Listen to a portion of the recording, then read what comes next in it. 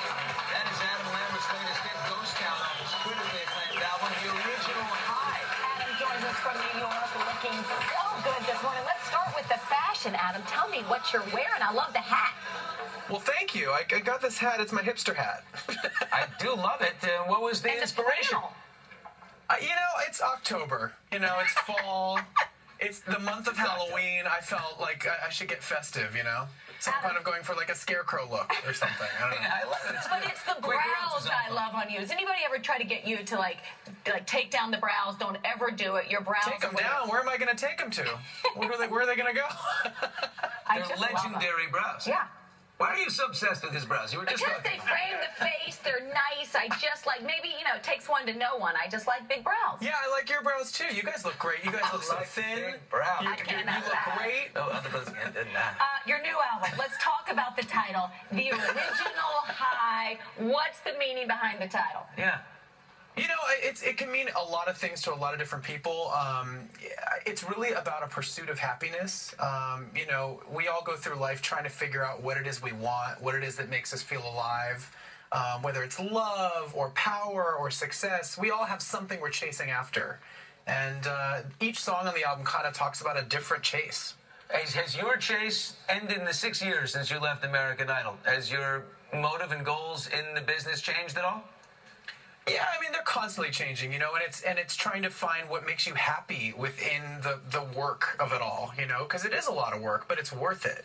I think for me, you know, when I get on stage and I get to sing for people, that connection, that's what it's all about.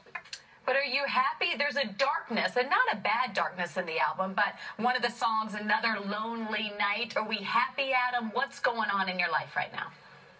I'm great. I'm really great. But, you know, I think with this album, I definitely wanted to talk about how there are a lot of shades of gray in between happy and sad. And, you know, I think the album kind of, it deals with that melancholy really well, I think. You know, that's life, you know? I don't think anybody's one or the other. I think that's a great point because, you know, some people, are we entitled to happiness?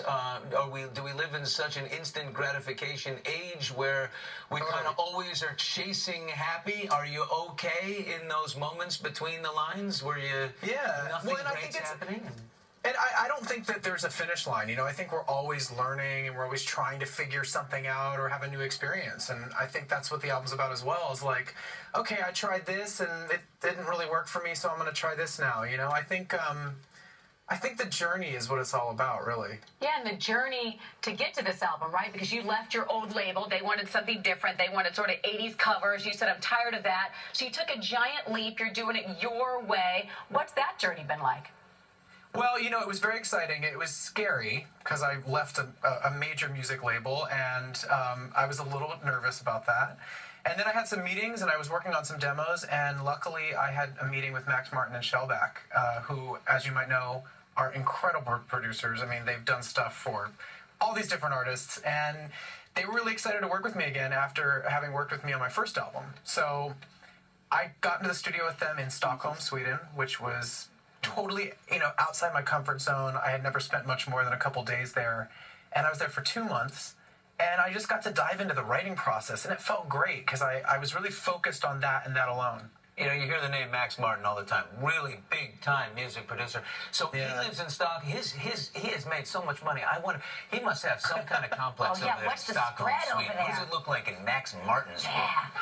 You know, the thing that I love about Max is he is super successful, but he's also super down-to-earth and grounded and kind of just unassuming, and he's very sarcastic and funny. He doesn't live on the side of a mountain somewhere, and you take a tram to get to his house? I haven't seen his house, but he did recently build a studio in West Hollywood that is unbelievable. And his wife, who's lovely, she decorated the whole place, and it's pretty sexy, I have to say. All right, Adam, stay right there. You told us this summer that you were too busy to date, that you're dating your album, but we want to find out what else is going on in your personal life, because I think you need somebody fabulous. And have you gotten any closer to that dream duet with Beyonce? Okay. After these messages from your